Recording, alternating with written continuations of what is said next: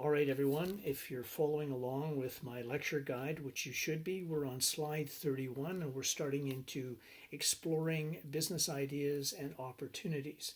I'm going to take a little bit of a different slant at the beginning of this material, departing from the textbook, of course, because I really like Peter Drucker's approach to this matter. What he did was he took more of a theoretical approach than a practical approach, because this was going to be the textbook of how to do it. So he talks about the systematic entrepreneurship method of searching out business ideas. So he describes the systematic approach and then gives some examples. The textbook on the other side identifies where to search. So what it does is it touches on the systematic approach, but then goes into the nuts and bolts of actually, where to go and where to hunt. So going to slide, let's see, just make sure I get it right. Yeah, 33. I have listed the material out of the textbook, and I'm thinking about trying to photocopy it and put it on eLearn in case you want to read a little bit more. I'll have to see if I can do that, whether the pages actually will print properly, but we'll deal with that later. What I wanted to do here was list the 7 sources that Peter Drucker identified, which would give you an idea, hey, there's something happening out there, not, hey, here's a business opportunity, but there's something happening out there, and let's just check to see if that gives us an opportunity. And so he has 7 of them. I've listed them on slide 34. The first is the unexpected. Okay, so the unexpected success, the unexpected failure, and the unexpected outside event. His second one is incongruities. Wait, something is wrong here. This is what we expect, but this isn't what is happening.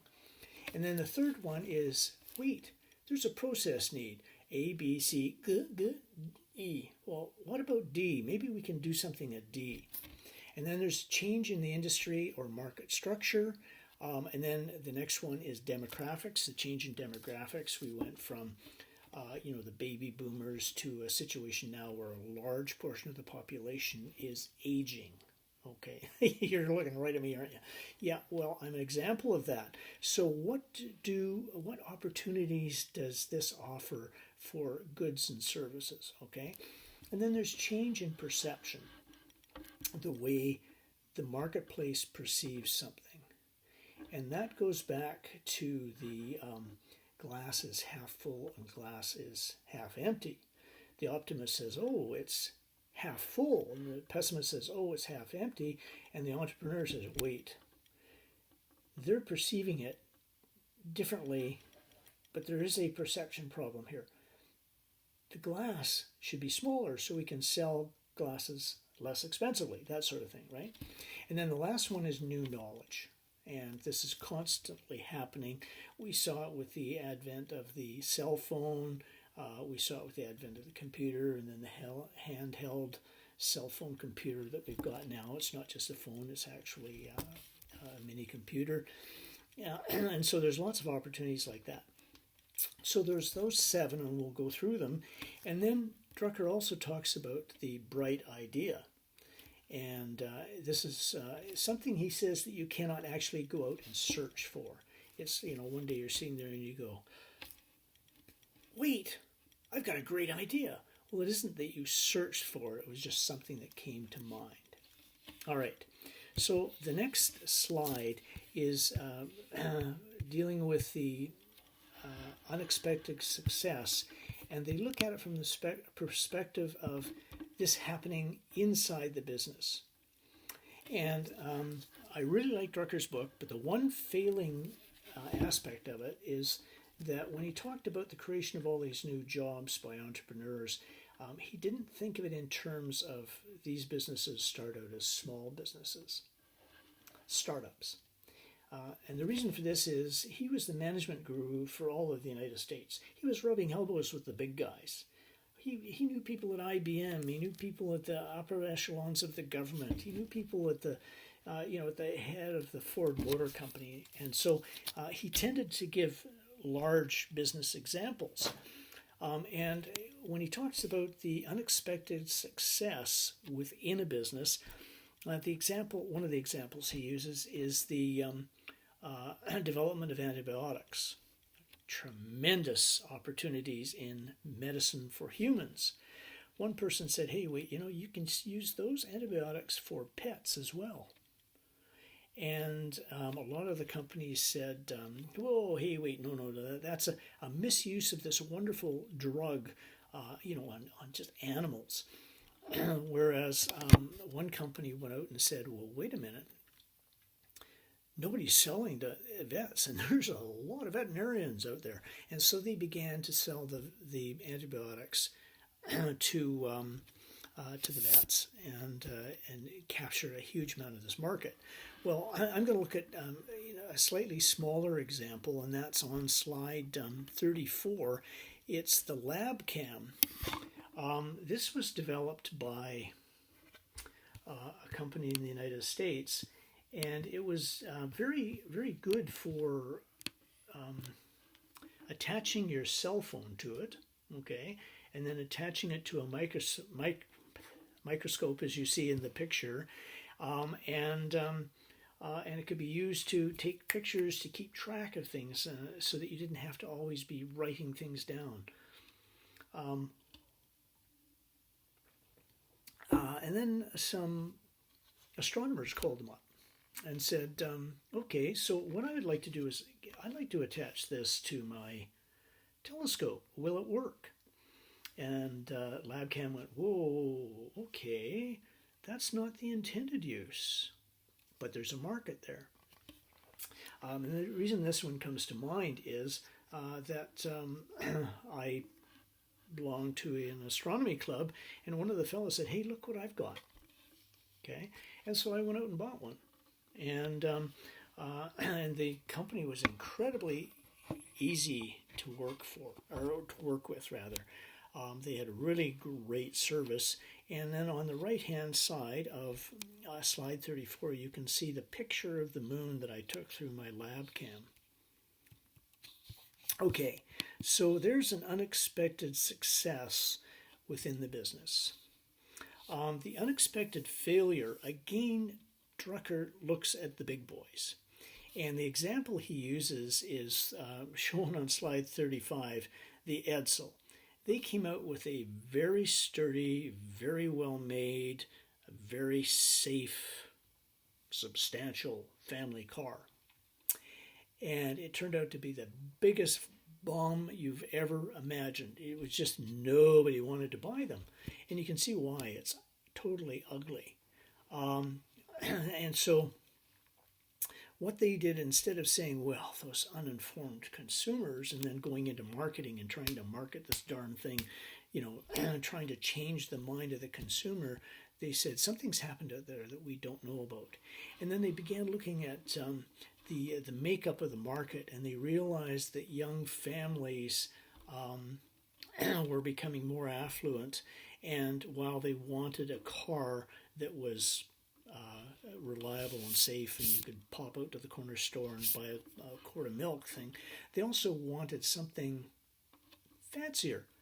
And so the Edsel came out in 1958, I believe it was. The very next year after Ford said, whoa, we have made a big mistake here, they brought out the Thunderbird, which again, you have to put yourself back in 1959 and look at that. And as far as cars go, that was a really fancy car.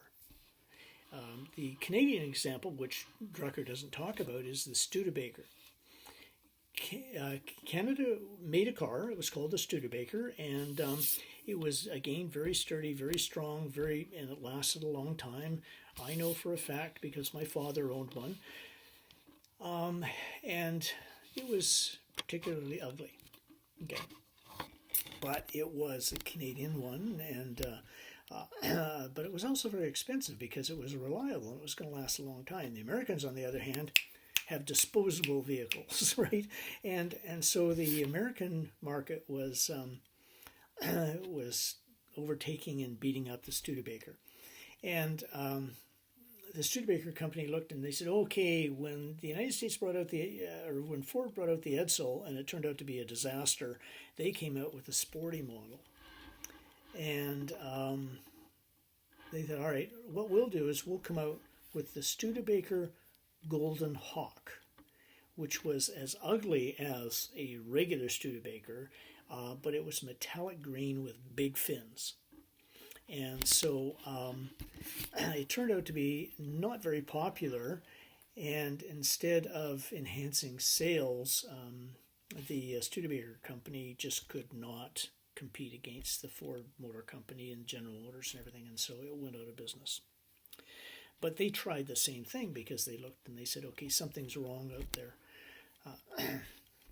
All right. The simple example of an unexpected failure that I want to talk about is slide 36. Sticky tags. We all use them, and we don't realize that this is a big failure, or was at the time. When the company was trying to design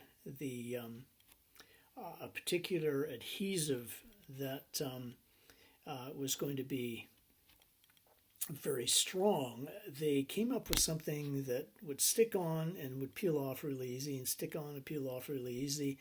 And the company said, oh, great, it didn't work. And somebody in the company said, well, wait a minute. It doesn't work for what we wanted, but just think about it for,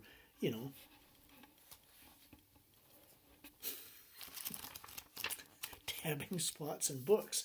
And so this unexpected failure turned out to be a fantastic success. The unexpected outside event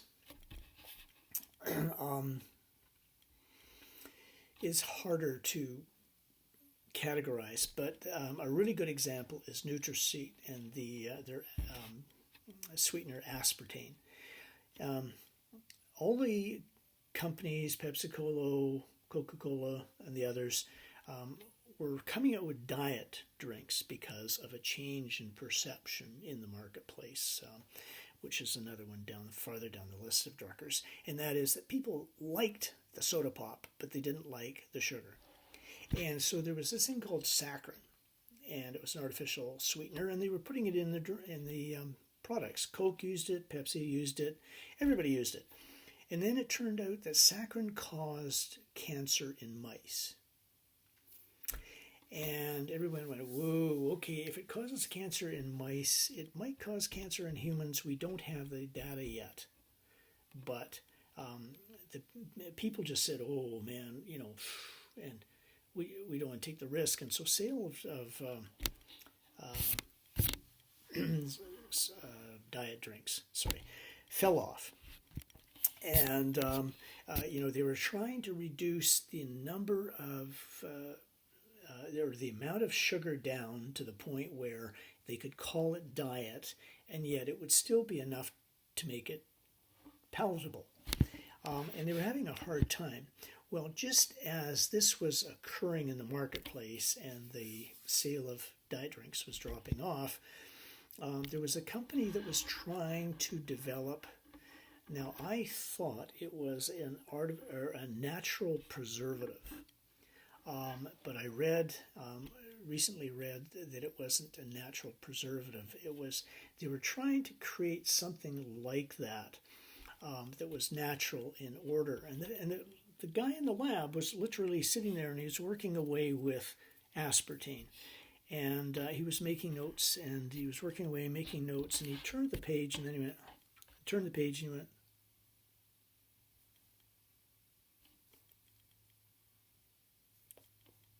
that's sweet. And yet it was natural and it had very few calories.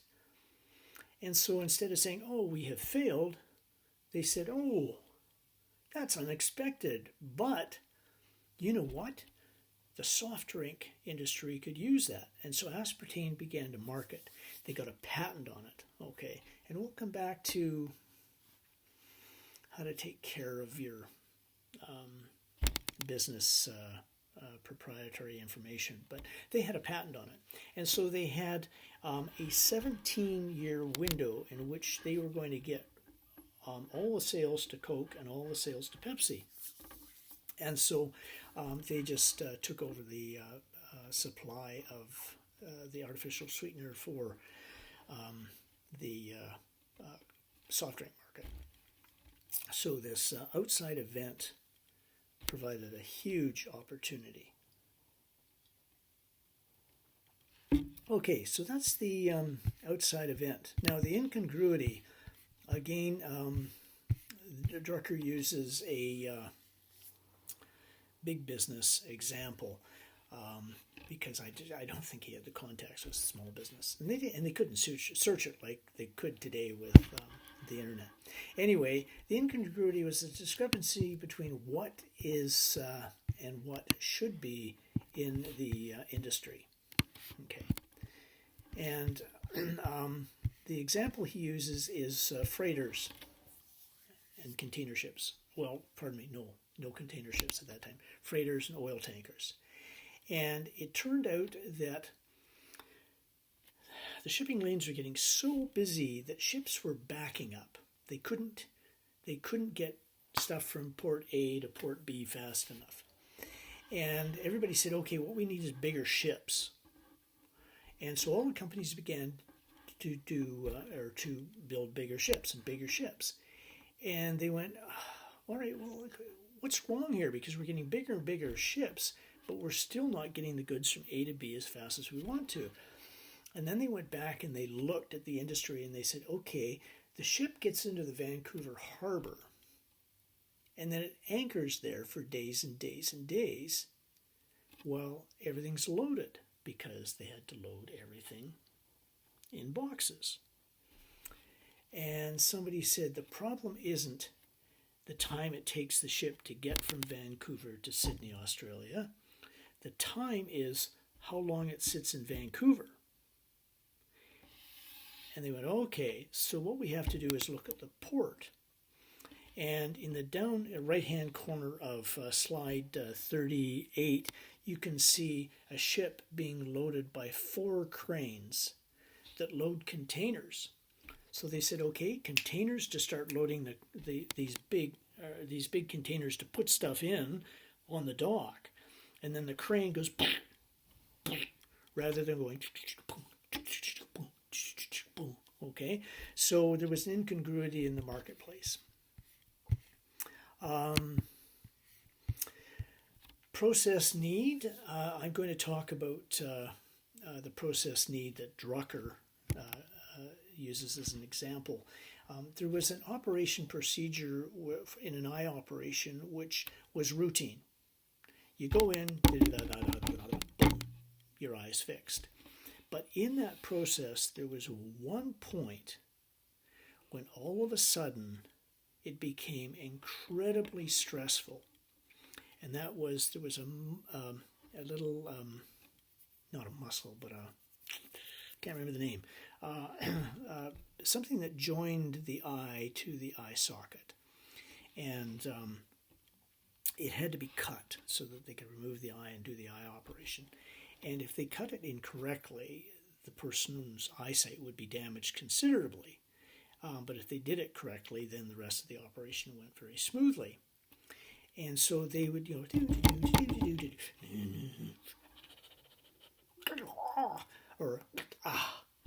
and so there was this process need that the operation could be much faster, much safer, if they could somehow work on this one particular ligament, I think so. Anyway, somebody came up and said, okay, there's a process need here. What we can do is we can get a chemical substance and we can put a drop of this chemical substance on that little bit of ligament and it dissolves. And this became a huge market opportunity. I want to talk about an example that I have been involved in personally on a much smaller scale, and so it'll give you a better idea for that, and it gives you an idea of how another lawyer was very, very entrepreneurial.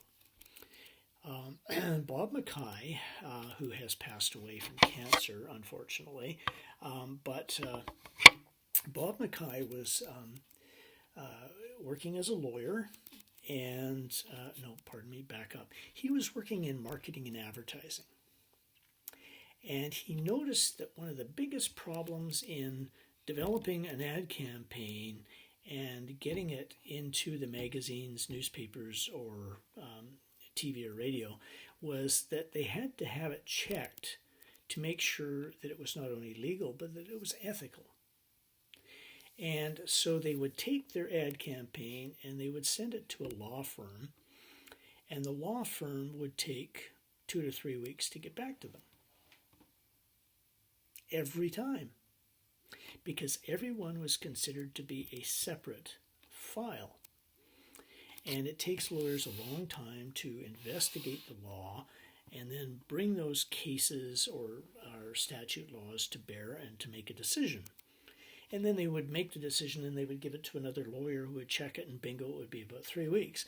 Well, in marketing and advertising, you can't do that. A client comes up with a product and they want to get it marketed. They want to get it out there.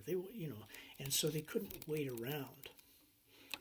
And so he saw that there was this process need that wasn't being satisfied. So he actually quit being a marketer and advertising agent, and he went to law school. Graduated from law school and joined the company, Davis & Company, the law firm. And he said he wanted to do marketing and advertising. They said, not enough work. You got to do collections.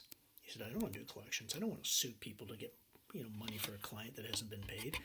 And they said, okay, well then go into maritime law. Lots of work there.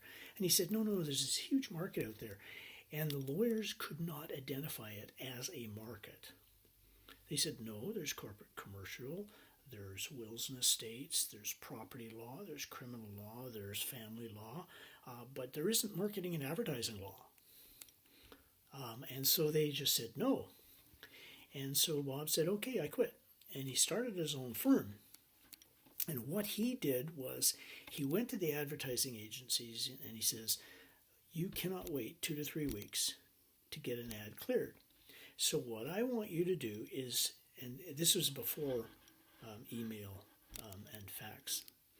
Well, not before fax, but it was before email and a lot of computers. And so what he did was, okay, here's your ad, and it's a TV ad. And you draft it and you go, wow, this is a great campaign. And you send that over to me by courier today. And he said, I will look at it and I will phone you back that day. If it's there early enough, it gets there, 5 o'clock at night, it would be the next day. But he said, I will phone you back immediately and say, yes, it's legal. Yes, it's ethical. Or no, it's not legal. Or yes, it's legal, but unethical, okay? And he said, then what I will do is, rather than write up a nice legal opinion with all the case law and the statute law that comes into bear, I will circle on the ad whatever it is that is a concern, and I will explain it in the margin. I will initial the bottom of the page, and I will send it back to you after I talk to you by courier, either that day or very early the next day. The ad agencies thought, whoa, yes, okay. So there is no way that Bob Mackay could charge $2,000 for giving a legal opinion on a contest promotion, for example. But what he could do is he could charge a significant amount of money, but do a lot of them. And he was satisfying a need of the advertising agency, and within a very short period of time, he had work from McKim Advertising, Hayhurst Advertising, Baker Lovatic Advertising. There were like 5 major firms and then a lot of smaller ones in Vancouver. And he had all the work west of Toronto. And when I joined the firm, and he trained me, and I began to clear ads too. And when you clear a contest promotion, for example, you have to make sure that it complies with the Competition Act federally and with the Businesses and Business Practices Act provincially, which is now the Consumer Protection and Business Practices Act. And so I was being trained to do that, and I was working for 7-Eleven when it was even bigger than it is now, and I was getting contest promotions sent to me from Dallas, Texas, and I would review them really quickly and fire them back. I was working for the Department of Tourism out of Manitoba, and doing that sort of work because there was a process need that was not being met by the marketplace, and Bob Mackay was entrepreneurial enough to see the process need and capitalize on it. Okay, changes in an industry or market structure. We're seeing a major change right now, and that is the move from gas operated motor vehicles to electric cars, and we will actually see very shortly, I'm sure, a change to hydrogen powered cars as well, because the change in the industry and market structure is that we can no longer afford to destroy the planet, because we are very close to the point where the planet is going to destroy us back, all right? And so now we have the electric car coming out. You can see the success and the demand in the marketplace just by the number of Teslas that are on the highway. I noticed, because I live in the Sunshine Coast, I used to come into North Vancouver and I would go, oh wow, Tesla, oh wow, Tesla, oh wow, Tesla. Now on the Sunshine Coast, I'm going, oh hey, there's a Tesla, oh hey, there's a Tesla, even though we're a smaller community. So there is this change in the industry or market structure that that we're going to see capitalized on in a big way. All right. Shifting demographic trends. I'm not going to talk too much about that because the Ford Motor Company also saw that there was this huge new swing of young consumers that wanted sporty vehicles, and the Thunderbird was fairly sporty, but the Ford Motor Company really captured the market when they came out with the Mustang, the Ford Mustang, because they said, okay, there's an increase in disposable income and there's a decrease in the age of people that are owning cars, and bingo, they capitalized on it. Change in perception. Two examples, an old one and a new one that is just occurring. The old example is the Hudson's Bay Company. Was it always called the Hudson's Bay Company? Well, for those of you that were in BADM 107 with me, you realize that the Hudson's Bay Company was actually formed in 1640 or 1643, one of the two. Kind of irrelevant when you're just talking 1600s, whether it's 40 or 43. But anyway, it was formed as a fur trading company, and I've meant to put on my slide the actual name of that company. So I'm just going to stop here very briefly and get it. Okay, I've put it onto the slide so that you can see it if you want to. But the original name of the Hudson's Bay Company was Governor and Company of Adventurers of England Trading into Hudson's Bay. And what they were doing was they were in the fur trading business, particularly beaver pelts. And they would have trappers bring the pelts to their forts, and they would pay the trappers for them, and the pelts would be sent to England where they'd be made into coats and fur hats and things like that. Eventually they realized that there was a change in the industry structure.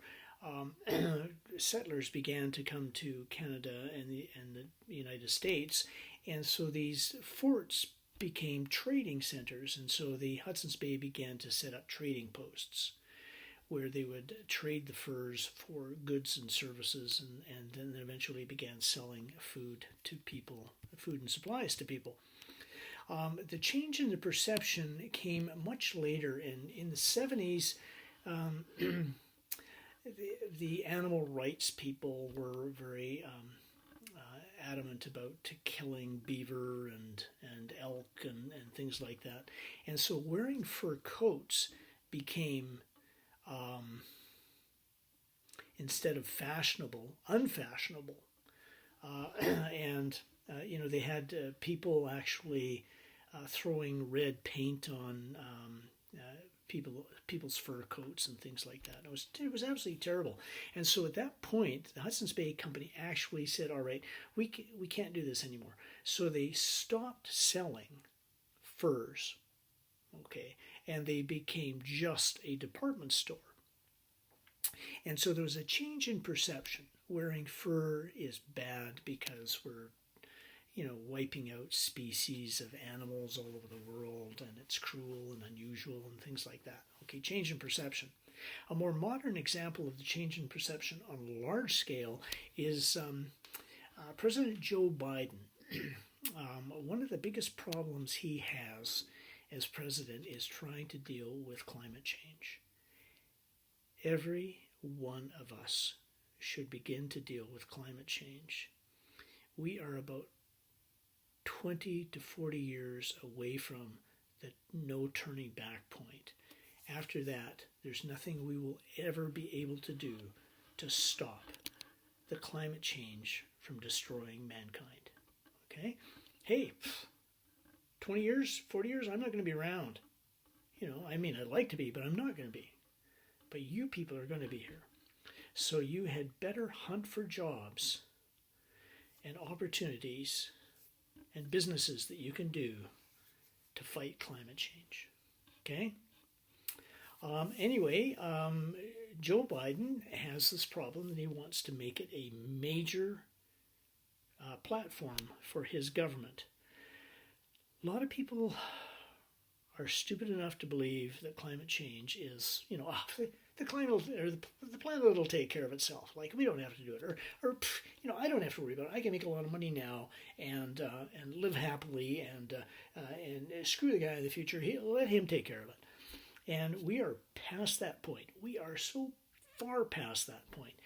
Unfortunately, there are so many stupid people in the world that still believe that climate change is a bogus idea. Okay. Biden has this problem that 38% of the American population supported Trump, who said there was no such thing as climate change, or climate change is a good thing.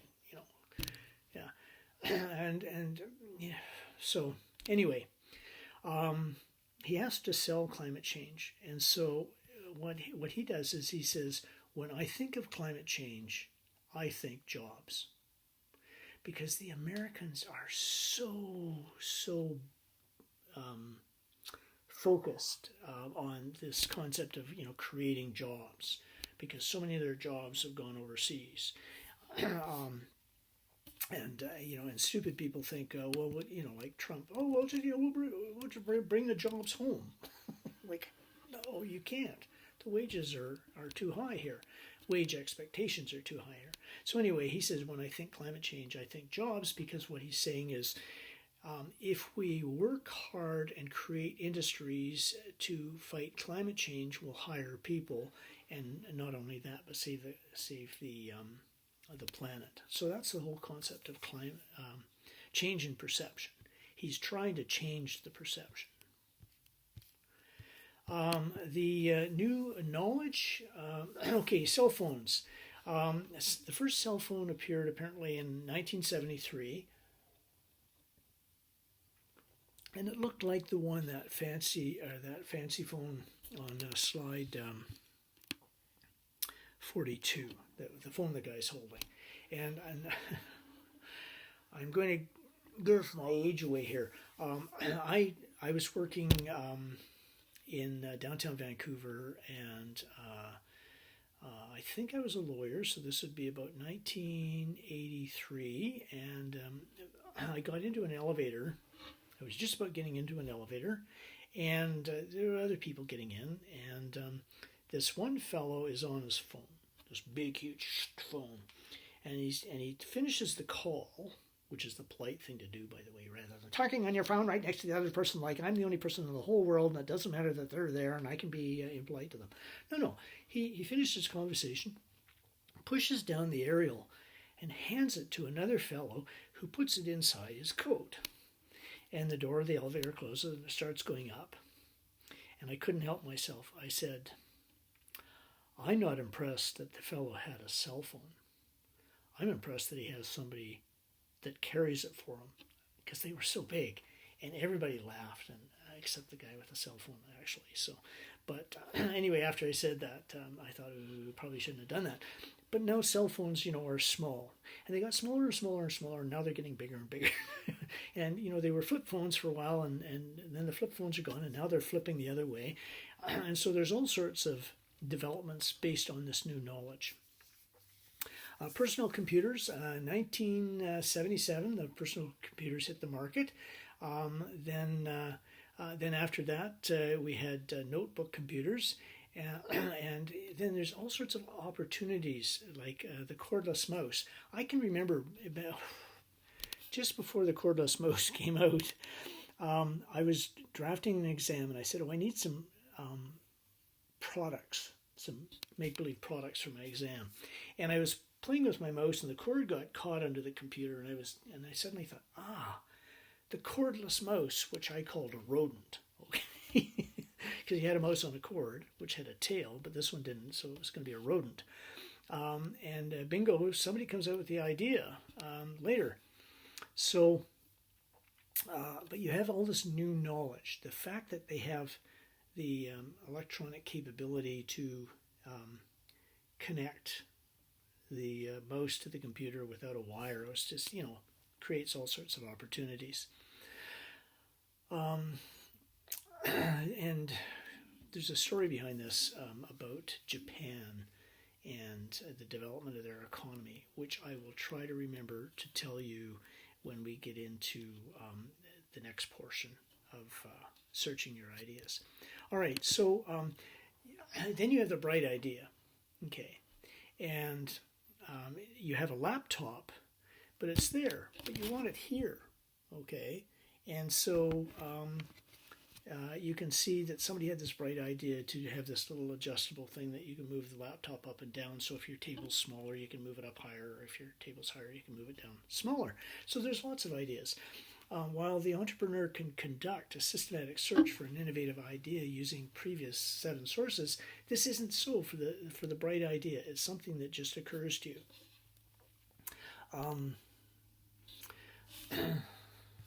I had a client that got a bright idea for the pop-up vent. You know the vents in the floor. If you have heating ducts that come up, and the heat comes up through the vent. Well, it comes up through the vent, but if you have a curtain like this one here, the hot air comes up behind the curtain, and so somebody came up with the idea of a plastic thing that you could put over top of it, which would shoot the air out into the room. Problem with that is you're vacuuming. Oh, I forgot there was one there. And so he invented a vent that was flat in the floor, but which could the top could come up like this so that it would shoot the air out.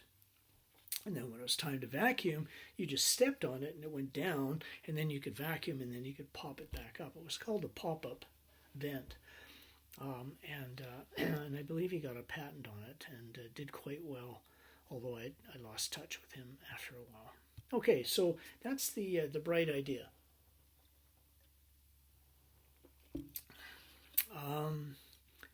That's Drucker. Oh no, sorry, I want to talk about another bright idea. This object that you can see on slide 44. This could also be a process need. I never thought about it. But anyway, the bright idea. BCD Electronics Limited. Very, very successful company in Vancouver. It's a small company, but it's making money hand over fist. Boeing tests every rivet on every aircraft. Okay, now they're having trouble with the Max Q or whatever the heck it is, that plane that nobody wants to fly on. I'm not talking about that. What I'm talking about is safety. They build an aircraft and use rivets, metal rivets, and there are so many of them that it used to be that they would have a guy go along and go, or just look to see if there are any loose rivets. Then they came up with a machine which you had electrical cord and you could clip it onto the metal of the plane, and then you could tap the rivets. Trouble was the machine was big, and so they could only do the rivets they could reach. And when they went into the wing cavity, for example, they could only go so far. So they would test the ones that they could. What about if the other rivets are loose? The wing fell off. And so he was my client, and he came up with the idea of a handheld battery-powered gun, like the one on slide 44, which you could then, go along, and it was much quicker than, clipping this on, tap, tap, tap, tap, clipping it on, tap, tap, tap, tap, clipping it on, tap, tap. You just take the gun, you go, and they test them. The voltage on his gun was substantially non-existent, basically. So if there was there wouldn't even be a spark. Whereas this big sucker, well, if they did it on a plane that had been refurbished and there was any fuel fumes, you go, well, no loose rivets, no plane. So his gun solved a number of problems: the danger of spark and an explosion, and also to be able to get to almost every rivet on the plane. He had that bright idea, but and I put it in here, and I think I've probably categorized it incorrectly. An unexpected success, failure, outside event, no. An incongruity, a discrepancy, no. Process need. I think it's a process need. Okay. There was a process need for a better tool. Yeah, process need, bright idea. How do you handle this? Because when you give me your venture proposal, you're going to have to categorize which of the 7 sources or the bright idea it falls into. Don't go crazy over this. What you do is you say, it would appear to me to fall into the category of a bright idea because the idea just came to him that, wait, if you could have a gun to do this, wait, you could have a mouse without a cord. So it could be a bright idea, although there's obviously a process of checking the rivets, and there was a process need. Explain that it could be either of those two in your venture proposal, all right? And then say, I believe it would fall into the process need more appropriately, but he wasn't involved in the process, and so it was probably a bright idea. When we get to financing your venture, I'm going to talk to him again.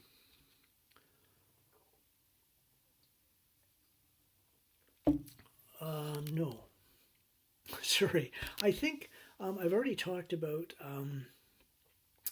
the Boeing company having this office where people inside the company could come with their ideas and be compensated if the Boeing aircraft company liked it, or if someone from outside could come with their idea. I want to mention now, because I might forget later if it happens later, because we talk about how you finance your operation, and this sort of touches on both. My client was developing this handheld gun, and and by the way, there's this cord to a little, almost like a pin, so they could reach even farther down inside the wing cavity. Anyway, he was financing it, and he needed some more development funds, and he didn't have them. And so he went to the bank. And the bank said, oh, this is a great idea. If you can show us that you have 100 orders for that, then we'll give you the financing you need to develop it. And he said to the bank, well, if I already had 100 orders, it means I would have something that was already working and I wouldn't need you. I need you to give me the financing now because I have to develop it before I can get the orders. And the bank said, oh, well, too bad. It's too risky. And so he thought, well, what do I do? So he drove down to the Boeing company and went into their office, and he said, he met with a guy, and he said, here's the prototype, which is not yet complete, and here's what it's going to be able to do. And what I need from you now is 100 phony orders that I can take to the bank and say, yes, I've got the orders, so that I can get the financing from the bank to complete the gun. The fellow behind the desk said, we couldn't give you orders for a gun that doesn't work yet because we have checks and balances, and that would be inappropriate, almost unethical. So we can't do that. And my client thought, oh, what are we going to do now? And the guy said, well, how much money do you think you need? And my client said, well, $35,000 approximately. And the fellow at Boeing opens the drawer, pulls out his checkbook, writes a check for $35,000, hands it to my client and says, come back when your gun is finished and we'll buy way more than 100. And that was years and years and years ago. He sells thousands and thousands of those guns, and he has a money-making operation and has other products as well. So there's the bright idea. Okay, all right. Then we get into the building your dream. And the interesting thing about the chapter is that it touches on Drucker, but it doesn't name Drucker. He names other sources because Drucker's old. His book is old. For example, on page 30, talking about recognizing the opportunity, and partway down the page it says, how entrepreneurs recognize opportunities has been a matter of considerable academic debate. Perhaps this can best be summarized by thinking in terms of two basic approaches. The economic events, okay, you can see those in Drucker's, that give rise to new opportunities, and process models, process needs, okay, Drucker. These may be conditions such as demographic changes, Drucker, for example, aging baby boomers, social political trends such as increasing recognition and acceptance of gay consumers or the explosive growth currently taking place in certain market areas, of changes in government regulations, okay, changes of this nature create situations of disequilibrium in the economy, the incongruities, that may be first recognized by certain people who have unique knowledge of the marketplace conditions. This knowledge enables them to find and exploit opportunities to capitalize on these changing circumstances. So there's Drucker. He doesn't say this is from Drucker, and he actually has some other sources which developed these concepts. Over the page, he has a model of entrepreneurial opportunity recognition. And it says preparation, deliberate searches, and unintended searches. So the deliberate searches are the 7 sources where you actually look for incongruities, you look for process needs, you look for an unexpected event. And then the last one is the unintended, okay, which is the bright idea. So they're both talking about the same thing. And then on page 33, I just want to comment because I do not have a slide for this. But as I was reading through, I thought this is kind of important. When you're assessing the nature of your business, you want to decide whether this is a lifestyle venture, a small profitable venture, which means financing of somewhere around $500,000 intended to be a long-term business, but it isn't going to be, the next thing listed on the stock exchange. And then there's the high growth ventures, the ones where you have a product that is, like the Segway that comes along that's going to change the whole world. So you should think in those terms. For example, when I was in university and I was in the MBA program, my best friend and I were both at university, and we needed a job in the summer, and we got hired by Block Brothers Realty, which I'm not even sure, pardon me, still exists, but it was a real estate company. And rather than just selling houses and vacant lots, they decided that they were going to go out and find every house and vacant lot. They were going to find every vacant lot that was available for development, and then look for developers to do them. And so they wanted a land use survey done.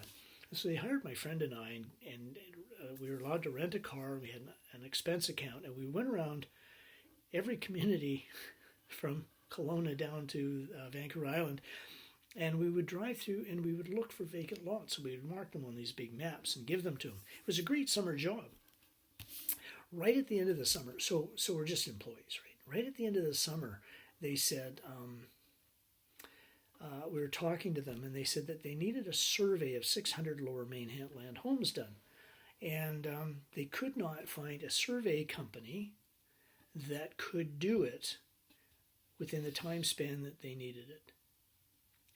So here's a process need. They need the survey of people's attitudes towards selling and buying, and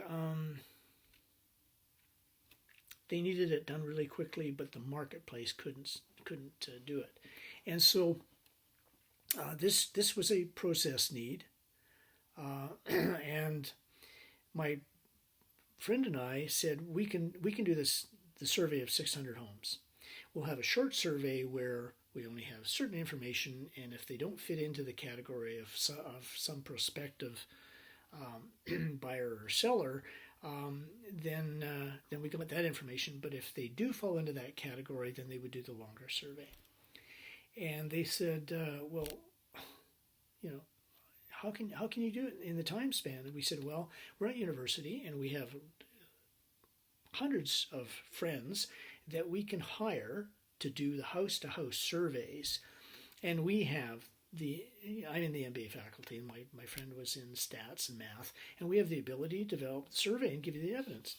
And we told them the price, and they told us to go away because it was way too expensive. And we said, okay, fine. We're back at school. Goodbye. And then they called us up and they said, okay, we've confirmed we can't find anyone else. You can do it. And we did it.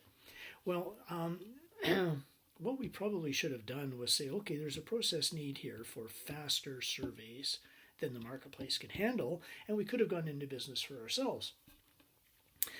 But you look at it and you say, well, what kind of venture is it? It's like a one-off, okay? And so I was looking at that list, and it would fall into the first category in a sort of a minor way. It was a lifestyle venture, okay, because it fit our lifestyle at that particular point in time. Another example of the small lifestyle venture would be my moving my law practice home and having a home-based business. It fit my lifestyle. And man, I've had a great life. I mean, I travel. I have a place in Mexico that we go to in the off season when I can, and I've led a very fortunate life because I had the income from Capilano University and the ability to have that business, the lifestyle venture on the side. which gave me a lot more financial stability than I would have otherwise had.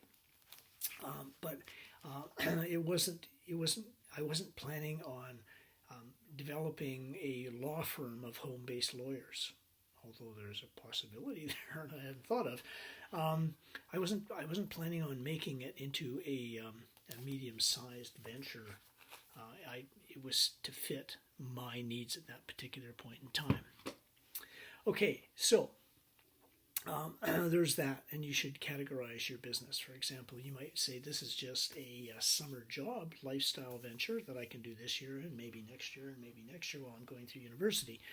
Or a lifestyle venture, corner grocery store where I'll live above the store and I'll make a nice living and then call it quits at the end of the day. So you have to do that categorization, okay? Now, the book gets into sources of new venture ideas. And it says, prior business experience, this is the Drucker process need.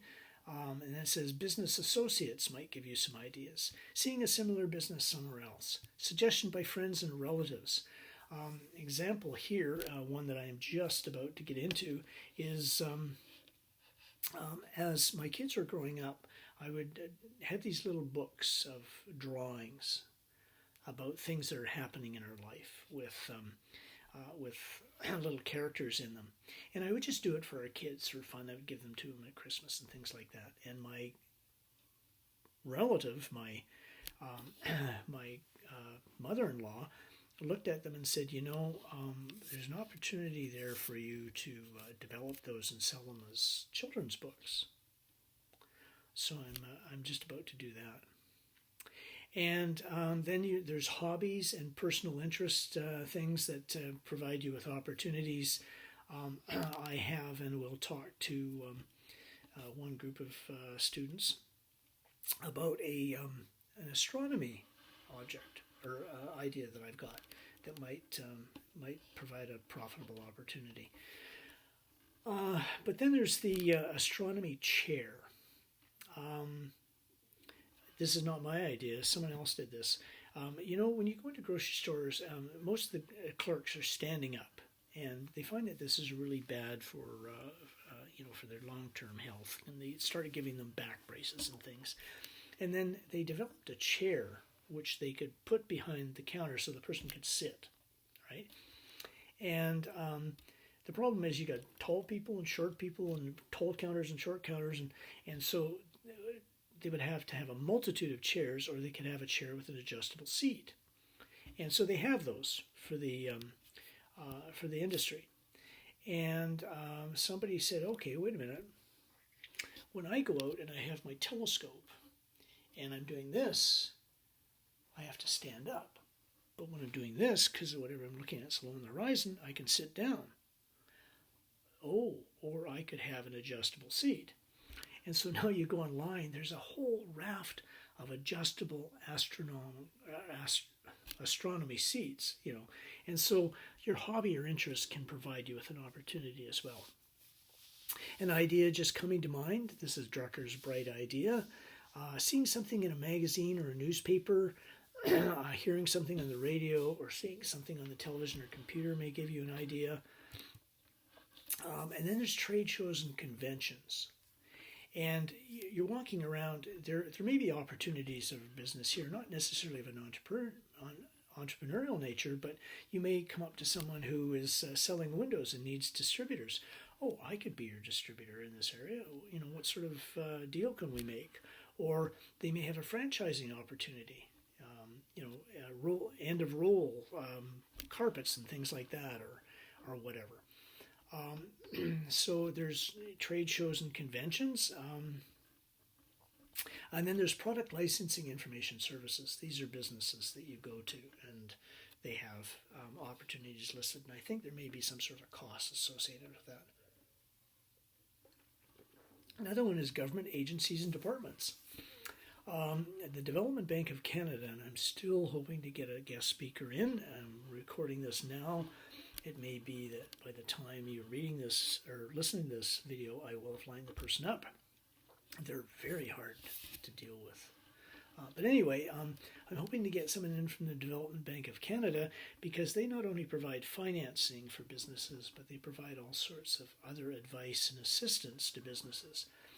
If, for example, you're thinking, this area has a lot of tourist potential, but there's not a lot of places to stay, you can, they will tell you within a few dollars how much it's going to cost to establish a motel to meet a need, because they've done so many of them. And then there's the Canadian Intellectual Property Office. They have all the patents there and industrial designs. So if you're interested in something, you could actually sit down and go in and find a category and look for people that have the patents but do not have the money or the business acumen to bring their patented idea to the marketplace. And you could talk to them, negotiate with them, and either buy the patent or license the right to make it or whatever. And that works. Way back when the United States was the leading manufacturer of televisions and radios, and they all had these vacuum tubes. They wouldn't use resistors or capacitors. They had vacuum tubes. And you probably have no idea what I'm talking about. But the best equipment used vacuum tubes, okay? To slow down the movement of electricity, you can put in a resistor, which is good, or you can have a vacuum of a certain, and have the electrodes a certain distance apart.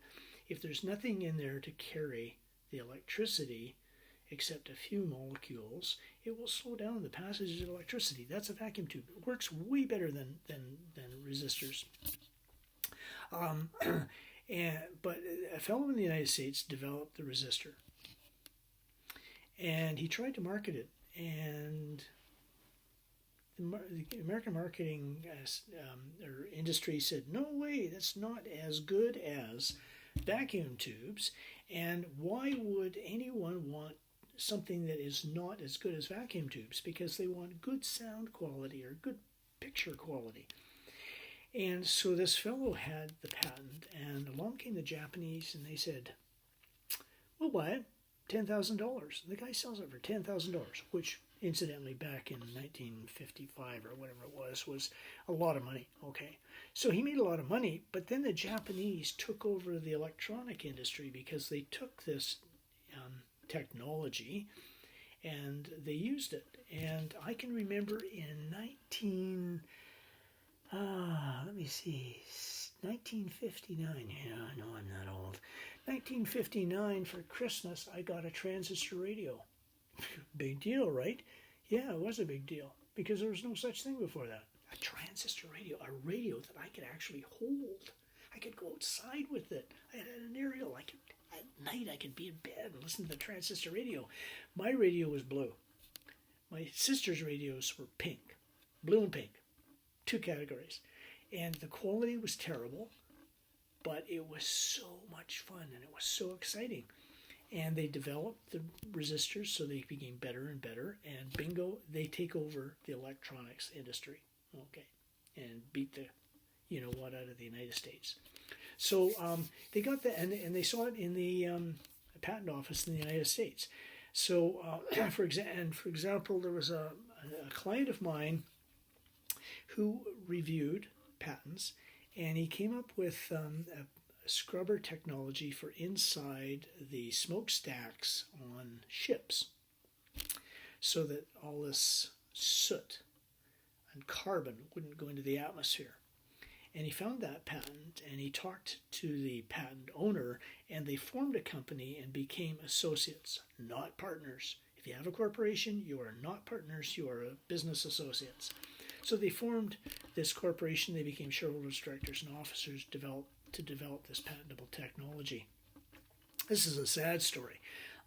So he found the idea, but because of legal disputes over the ownership of the patent and profitability and who gets what, the whole thing got tied up in court, and I think it's probably another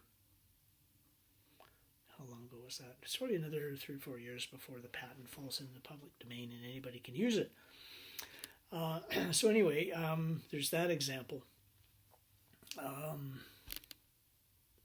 then there's patents that don't pan out. There was one for the inside of a shower stall, which was sort of something you attached to the wall that had bristles on it.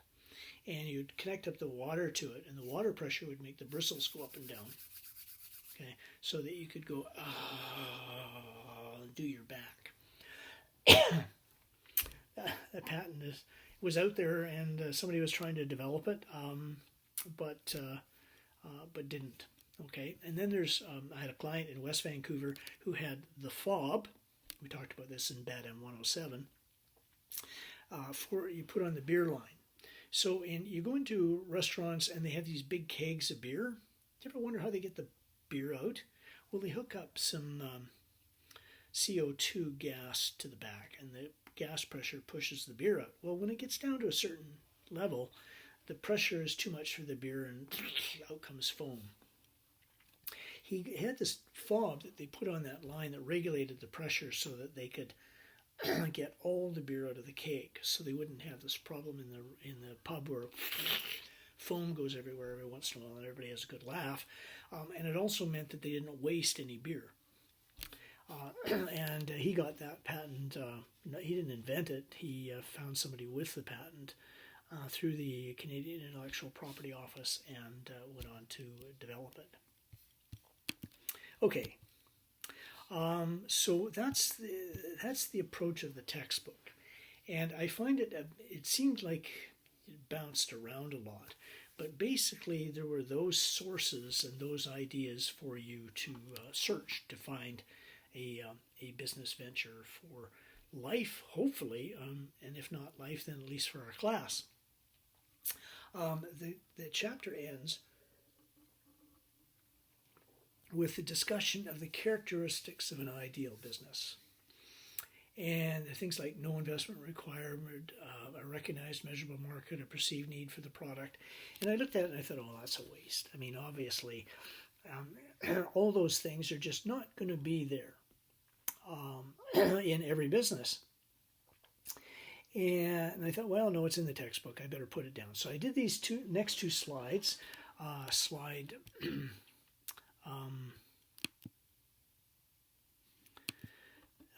47 and 48, and it suddenly dawned on me that after you get an idea, running through this list is probably a good way of getting an opinion before you do all the number crunching, whether or not this is even going to work or not.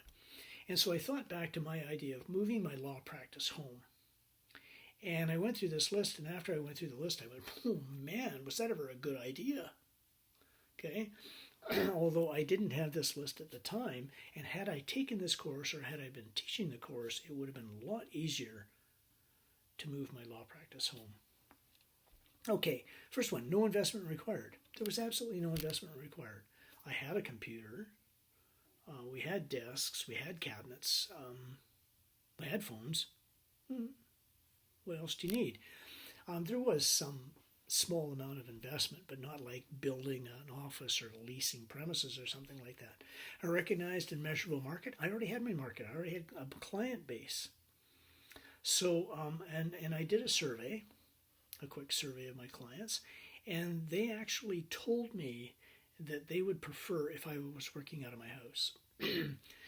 Some clients said going downtown and parking to go to your office was a nightmare. And that was a lot of years ago. I mean, can you imagine what it's like now? And they said, so I'd much rather, drive to North Vancouver where my office home was and, see you there. And the other thing was I quite often said, okay, I will drive to you. I got these documents, they have to be signed. I know you're a really busy person. And so I would drive to their office, walk in, sign up the documents, throw them in the back of my trunk and go back to my office. There was a perceived need for the product or service because I had been doing this and I knew I had clients and I knew they needed it, and I didn't figure law problems would dry up in the future. Dependable source of supply for the required inputs, paper, toner fluid for the copier, That's about it. So, and law supplies like minute books and things like that. No problem whatsoever for me. No government regulation. No direct government regulation. There is quasi-government regulation, which was the Law Society of British Columbia, which says I have to pay my dues, and I have to do some professional development, and that's about it. Pursuant to the Legal Professions Act, which is a law passed by the province for the Law Society, so that they could regulate their profession, which, to be honest, when I first was practicing, and then when I moved my law practice home, was not bad. Now it is incredibly intrusive, okay, and so I would have to put a real X there because this quasi-government regulation is turning out to be a real problem, but it wasn't at the time. No labor force required. I didn't need employees. My wife was my business manager. I was there. That's all we did. I would write the letters. She would just check my grammar, send them out. 100% gross margin. I have to go and get some more water. My throat's scratchy, so I will pick it up there and we'll talk about 100% margin when I come back. Okay, we're talking about gross margin. How do you calculate the gross margin? You take your revenue and you minus the cost to produce that revenue, and you divide it by your revenue. Okay, so the only way you could have 100% gross margin is if it didn't cost you anything to produce what you sold. All right, so my billable rate was $300 an hour, so let's say it took 1 hour to do something, and so there was $300 or $350 was my revenue, and then I would minus $100 because that's what it cost with overhead, the electricity, the hydro, telephone billing, and all that stuff. So it would be $350 minus 100 times 100 divided by $350. So I worked it out on a $250 basis when I first started was my billable rate. So if I charge $250, but it cost me $100 to make it, then that would be $150. But then I divide that by 250, which is my revenue, and I would have a 60% margin. Okay. Now my gross margin wasn't, I don't think it was 60%, but my gross margin was very high because my overhead was way lower, and that allowed me to come out into the marketplace with a $250 an hour billable rate, which was about $100 less than the average billable rate for someone of my years of call. So it gave me a competitive advantage. My clients aren't going to leave me because they'll find someone less expensive out there, because there was no one less expensive out there. So that's the gross margin. Now, the frequent purchasers by buyers, I've put an X beside that on the screen. A client doesn't make a purchase from a lawyer every day or every month or every week or whatever. They come in periodically. But if you have a large client base, then the frequency of purchasers, even though individually small, was not a problem at all. Favorable tax treatment. Well, I made a lot of money, but I paid a substantial amount of money to my wife because she was my manager and did a lot of the work. So we split the income to the household, which was very favorable tax-wise. And also the overhead deductions made the billable rate really, really favorable, and the tax treatment was really positive. Okay, and that brings us, to the last slide in this chapter, and that's a receptive established distribution system. No problem. I mean, they contact me, they give me the work. The distribution service got even less and less expensive because computer technology began to be used, and so I could use the internet. I could draft documents, send to the client, have them sign it, get it back all over the internet. So it was excellent. Great publicity value. Well, Word of mouth is how my publicity went. But my clients would say, "Oh, you should use Peter Holden. His billable rate's only $250 an hour, and he's a great lawyer, or good lawyer, or hopefully they said I was at least a lawyer." But the great publicity value. Customers who paid in advance. I changed my mode of practice when I started a home-based business. One second. Okay, you probably saw the door open behind me. That was my wife bringing me some food because she realized that it was quite late and almost 3 o'clock, and I hadn't eaten any lunch. So she's trying to keep me alive, which is a good sign. Anyway, I was talking about customers who pay in advance. When I was with a established law firm, we would do the legal work, we would produce the bill within the next week, 2 weeks or something, and then we'd send it out to them and we would expect them to pay it. There were a lot of people that wouldn't, well, I shouldn't say a lot, but some people wouldn't pay, okay, and some people would delay paying, and the longer they delayed paying, the less significant it seemed that they needed the work that we did.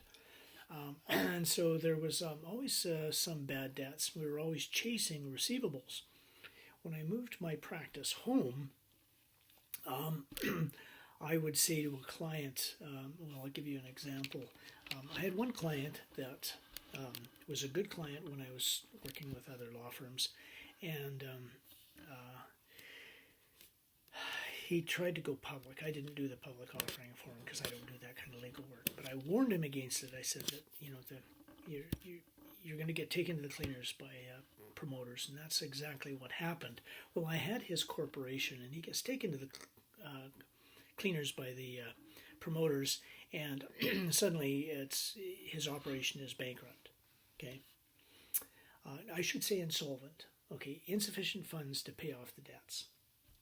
He didn't go bankrupt because nobody bothered suing him for bankruptcy, and there was no need for him to declare bankruptcy himself. So anyway, the business just stopped, right? Well, there was always work that I had to do as the corporate records office, and as a consequence, there was about $350 to $400 owing to me when he went insolvent, and I never did get that money. Years later, he called me up and he said he wanted to come in and talk to me about a business opportunity that he's got, and he needed some legal advice. And so I said, okay, Tony, come on in and bring $250. And he said, why? And I said, well, it's going to be about 1 hour of our time, and that's the billable rate, so I'll give you the advice, and you can just pay me. And he said, well, why do I have to pay you like right away? And I said, what do you mean? And he said, well, don't you like bill me later and I pay you later? And I said, well, no, I mean, I'm going to do the work for you immediately, and it's sort of like a grocery store. You go in and you get a quart of milk, and you get the milk and you pay for it. And he said, oh, well, he said, I could go downtown, I could see some other lawyer, and he would bill me later. And I said, Tony, are you going to pay me? Oh, yeah, of course I'm going to pay you. I said, then what's the problem? I do the work for you, pay me then. And he said, oh, well, okay. And so we made an appointment, and he never turned up. Why? Because he was going to come in. I was going to give him the legal advice. I was going to bill him for $250, send him the bill. He'd never pay it. Would I sue him for $250? $250 sounds like a lot of money. I mean, it is a lot of money. I wouldn't step over it on the street. Oh, that's only $250. I'm going to pick that up. I wouldn't do that. But would I sue someone for it? Well, the time and effort to file a lawsuit and small claims, serve it on them, have a settlement conference, take them to trial, isn't worth it. I would spend 10, 15, 20 hours at $250 an hour to collect $250. So he was counting on the fact that that he wouldn't have to pay me. So his ethical standards moved from being one of the mover and shakers in the business community as a young entrepreneur, who was well regarded and had a good reputation, to someone who was unethical. okay, just because of his circumstances being taken to the cleaners. Anyway, the point of it is, I say pay in advance. I'm going to do a shareholders agreement for you. It's going to be somewhere between $1,500 and $2,000. So I say, give me $2,000. I will bill against it. If it comes out to $1,600, I will bill you for that and return $400. If it comes to $2,600, then what I'll do is I'll take the $2,000 that you gave me, apply it to the bill, and send you out another bill for the other $600. Okay, so I went from having receivables and some bad debts to having no receivables. So if you can get your customers to pay in advance, that's great. If you can't, because you're selling a product rather than a service like a law firm, then if the product is going to cost you $400 to make and you're going to bill them $1,000, then get them to give you a down payment of $400 to cover your hard costs. Okay, so it's only your time that you lose in the event that they don't pay you. So anyway, I had customers who paid in advance because that's the way I did business. If they didn't want to do business with me, I wouldn't take them on. No risk of product service liability. Lawyers, accountants, engineers, doctors, and more so dentists nowadays walk around with targets on their back. And by that I mean, to a large extent, you're making a judgment call as a lawyer. You have most of the facts, but no one would be there if there wasn't some sort of uncertainty. So I do the best judgment call I can. I'm wrong. You can sue me, but you won't get any money. But there were business people out there who you would do a lot of work for, and you would bill them, and the bill would be $14,000. And so what they would do is they would sue you. And they say, negligence, you were negligent. And the defense is it was a judgment call. And sometimes they would just sue you, even if they won, okay? And the idea being that it was going to be so costly to defend yourself that you would say, okay, let's saw this off. I bill you 14, give me 10, and everybody's happy. And then they would save $4,000. So it was a real problem. And that's just if you did not make a mistake. But if you did make a mistake, then you would have to pay because you were negligent. There's nothing you can do about that. It's part of the risk of doing the job. Okay, as an entrepreneur, you accept some risk because there are controls that you can put in place to minimize the impact. One of those is good quality service. Checks and balances to make sure that you're not being negligent. The other thing is to get insurance because everybody makes mistakes.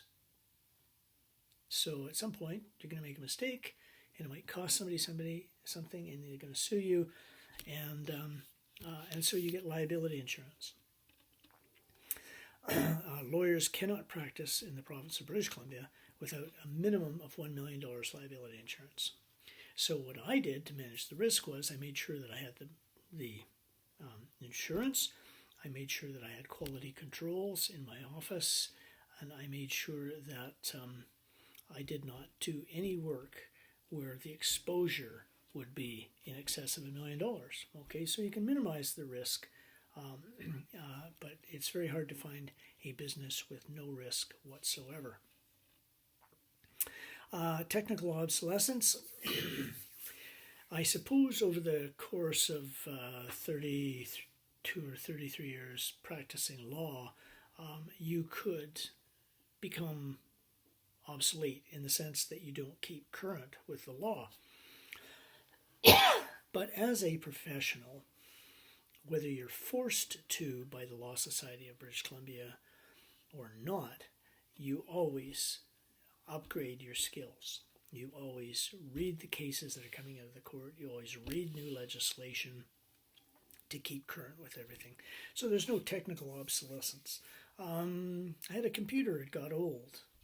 I bought a new one. It was not a problem for me. No physical perishability. you're in the food industry, there's a chance of food going bad, but not in the law business. Okay, so that was not a problem. Impervious to weather conditions, rain or shine, I would do legal work. So that's not a problem at all. And then some proprietary rights really wasn't an issue. So I just put a question mark there because I don't know how to handle that one. I could do something by way of a precedent that I drafted. I would have copyright in that. So I have some proprietary rights. As far as building up a business that I could then sell when I retired, the proprietary right to sell your assets. It wasn't that kind of a business, okay? I had an eclectic practice. If I had a family law practice and I did nothing but family law, I might have been able to sell my client base to another family lawyer. But I was sort of all over the map, and it was a part-time basis and everything, and so and my overhead was so low, I didn't have assets. So I could sell my clients, except that I knew that my clients, because of the nature of my business, a lot of my clients were very good friends. And so I might be able to say, well, you go and use this lawyer, but I couldn't sell my practice as a whole. It's very hard for lawyers to do that. So the proprietary rights was not an issue either. So when I looked up the sheet, gosh, there was 5 X's, most ticks, and the interesting thing was the X's were not significant, and so that was a very ideal business. Now, other businesses, you go down the list, and if there are too many X's there, then you have to decide whether you're willing to accept the risk of conducting that business or not. All right, and that brings us to stage 3, the marketing feasibility studies, and I'm going to stop here and we'll have another video for that later, but my advice is if you've now finished this video, move very quickly to find your business venture, and as I said in the opening lecture, I don't care if it's realistic or not, pardon me, no, that's not quite right. I don't care if it's something that you would like to do, but no, you can't. But I want it to be realistic. And the example I used was the 2 students who said that they were going to open up a Capilano University pub. They couldn't do it on campus because they weren't allowed to, so they were going to buy a building, refurbish it, and start it. And when they did their personal net worth statement, they had basically $0. So they were going to sell shares on the stock exchange, and it was just so totally unrealistic that they did not do very well in the course. Okay, so that's enough on this video, and we'll get ready for stage 3. Thanks.